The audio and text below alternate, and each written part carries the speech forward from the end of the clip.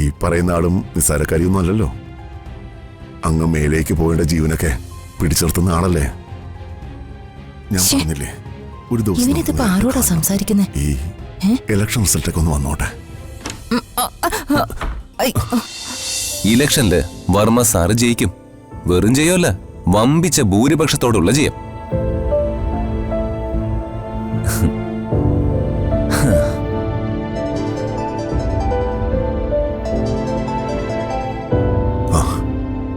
Hello, ആ പവിത്ര. Election തിരക്കുകളുടെ ഭാരമൊക്കെ ഒന്ന് കുറഞ്ഞു തോന്നുന്നു. ആ, നന്നായിട്ട് കുറഞ്ഞു. ശരിക്കും പവിത്ര രാവിലെ എന്നെ കോൾ ചെയ്യുന്നത് ഞാൻ തീരെ പ്രതീക്ഷിച്ചില്ല. പെട്ടെന്ന് കോൾ വന്നതും ഇവിടെ വീടിന് ചുറ്റും ആളുകളാ. അപ്പോഴാണ് ഞാൻ ഓർത്തത്, ഒരു തവണ ഞാൻ പവിത്രയെ വിളിച്ച് സംസാരിച്ചത് ആർക്കൊരു പ്രശ്നമായി തോന്നിയില്ല. പക്ഷേ വീണ്ടും വീണ്ടും നമ്മൾ സംസാരിക്കുന്നത് തെറ്റെന്നാണോ സാർ പറയുന്നത്? തീർച്ചയായും. ഞാനിപ്പോ ജീവിതത്തിൽ ഒരു ഒറ്റത്തടിയാ.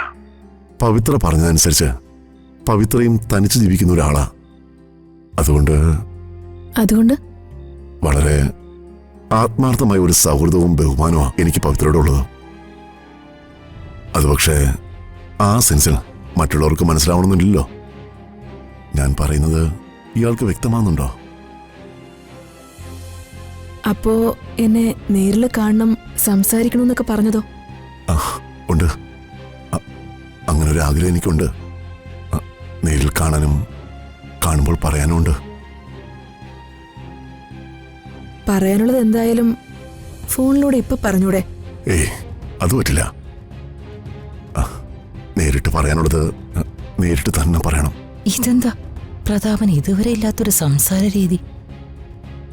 വർമ്മ സാറിനെ പോലെ വലിയൊരാള് ഇങ്ങനെ വലിയ വാക്കുകളൊക്കെ പറയുമ്പോ അത് എന്താണെന്ന് അറിയാനുള്ളൊരു ആകാംക്ഷ അത് ആർക്കായാലും ഉണ്ടാകുമല്ലോ. ഈ പറയുന്ന ആളും നിസ്സാരക്കാരിയൊന്നും അല്ലല്ലോ. അങ്ങ് മേലേക്ക് പോകേണ്ട ജീവനൊക്കെ പിടിച്ചെടുത്തുന്ന ആളല്ലേ.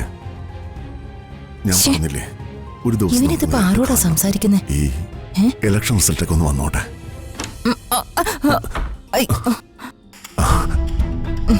എന്താ ചെയ്യ? അല്ല, ആരാ ഈ വാതിൽക്കൊക്കെ വെള്ളം ഒഴിച്ചു വെച്ചേ? വെള്ളോ? എവിടെ? അല്ല, ആരാ പ്രതാപ ഫോണില്? അത് പിന്നെ എന്റെ ഒരു ഫ്രണ്ട് അയച്ചേ. ശരി വർമ്മ സാറേ, ഞാൻ പിന്നീട് വിളിക്കാം. എന്തിനാ ചേച്ചി വീണ്ടും? എന്റെ ഭർത്താവിന് പവിത്രയോട് എന്താ പറയാനുള്ളതെന്ന് ഞാൻ അറിയണ്ടേ സുജാതെ?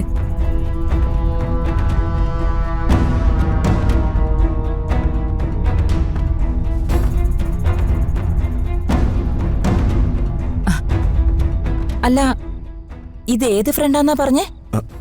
ഇതൊരു പഴയ ഫ്രണ്ട് ചേച്ചി. ഇലക്ഷന്റെ കാര്യങ്ങളെ കുറിച്ച് ചോദിക്കാൻ വിളിച്ചതാ. അല്ല, ചേച്ചി എന്നെ കാണാൻ വന്നാണോ?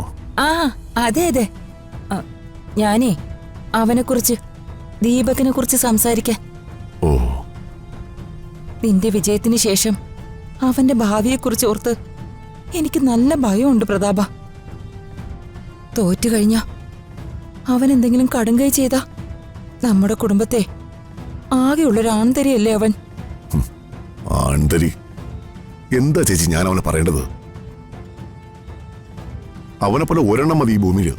സ്വന്തം അമ്മയ്ക്കും അമ്മാവനും തലവേദന മാത്രം ഉണ്ടാക്കാൻ പറഞ്ഞ ദുഃഖക്കനി. തല്ലിയാലും കൊന്നാലും ഒന്നും അവന്റെ സ്വഭാവം മാറില്ല പ്രതാപ. 37 വയസ്സ് വരെ അവന് കഷ്ടകാലമായിരിക്കുമെന്ന് ജോത്സ്യൻ പണ്ടേ പറഞ്ഞതല്ലേ. എടാ, നീ ഒരു വാക്ക് പറഞ്ഞാ മതി. റിസൾട്ട് വന്നു കഴിഞ്ഞാ ആ അനന്തം പിള്ളയ്ക്ക് കൊടുക്കാനുള്ളത് കൊടുത്തിട്ട്, മുഖത്ത് നോക്കി കൊടുത്തിട്ട് ഞാൻ ദീപകനെ കൊണ്ട് US പൊക്കോളാം. അവൻ ഈ ചെയ്ത് കൂട്ടത്തിനൊക്കെ അവനെ പറഞ്ഞുവിടാതെ ചേച്ചി എന്തിനാ US പോകുന്നത്? എന്തും ഞാൻ ക്ഷമിച്ചനെ.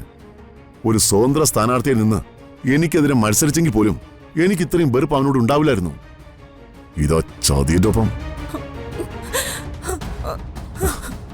ചേച്ചി എന്താ ഇത്? കൊച്ചു കുട്ടികളെ പോലെ.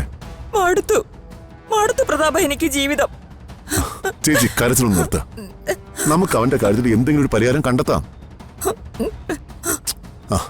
കരയില്ലേ ചേച്ചി? വേണ്ട പ്രതാപ, അവനെ ചുമന്ന് ഞാൻ മടുത്തു. ഇനി നീ തീരുമാനിക്ക്.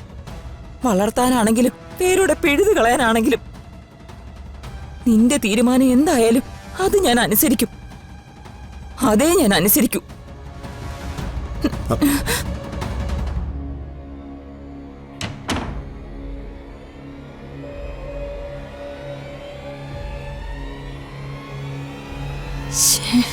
എന്നാലും അവന്റെ ആ ഫ്രണ്ട് ആരായിരിക്കും?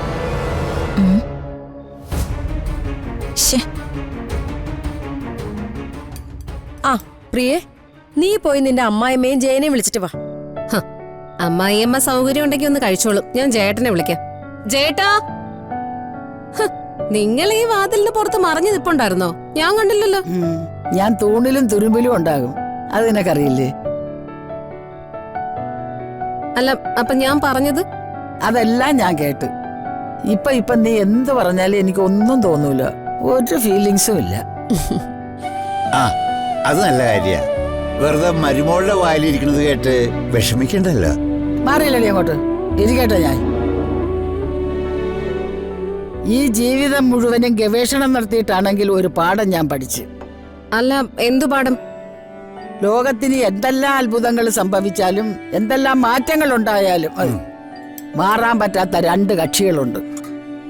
അത് അമ്മായി അമ്മയും മരുമോളുമാണ്.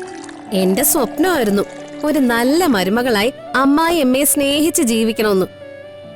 അതെന്തു വെച്ചേ? കഷ്ടകാലത്തിന് എന്റെ അമ്മായിയമ്മയായിട്ട് വന്നതേ ഈ അവതാരമല്ലേ?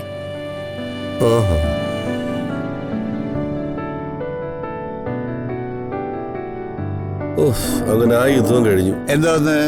അല്ല, ഈ തെരഞ്ഞെടുപ്പേ, തെരഞ്ഞെടുപ്പില് അടിവലിവുകൾ വല്ലതും നടക്കൂടാ? അടിവലികള് അട്ടിമറികള് മാത്രമേ നടക്കൂ. ആര് ജയിക്കും ആര് നോക്കുമെന്ന് ഇപ്പൊ പറയാൻ പറ്റൂല. അല്ലടാ, വോട്ടിന്റെ തലേ ദിവസം എനിക്കൊരു റോമർ കിട്ടി. റോമർ ഗൂമറൊന്നുമല്ല, റൂമർ.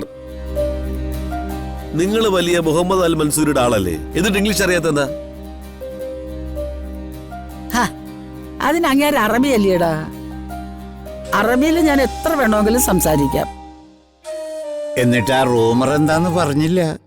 ആ, പിന്നെ വോട്ടിന്റെ തലേന്ന് രാത്രി അടിയൂർക്കരയിൽ മൊത്തം കറണ്ട് ഇല്ലായിരുന്നു. അതുകൊണ്ട് എന്താ? അവിടെ ആടി ആടി നിന്ന 10,000-കണക്കിന് വോട്ടുകൾ ഉണ്ടായിരുന്നു. രാക്ക് രാമായണം റോന്തു ചുറ്റുന്ന പല വണ്ടികളും ഉണ്ടായിരുന്നു. കാശറിഞ്ഞ് വോട്ട് മറിച്ച് കാണും. ഈ കളി പലയിടത്തും നടന്നിട്ടുണ്ട്. അനന്തംപിള്ളയുടെ ആളുകളായിരിക്കും വോട്ടിങ്ങനെ മറിക്കുന്നത്. ആ, എന്തായാലും ഫലം പുറത്തു വരട്ടെ. ഇത്തവണ എന്തായാലും വർമ്മ സാറിന്റെ കാര്യത്തിൽ നിരാശപ്പെടേണ്ടി വരും. അതൊരു വലിയ അടിയായി പോവും. നിന്റെ അനിയത്തി ജയിക്കുവോടാ? രുക്മിണിയുടെ മരുമോള് ശ്രീലക്ഷ്മി. ഞാൻ പറഞ്ഞില്ലേ, മൊത്തം അട്ടിമറിയായിരിക്കും.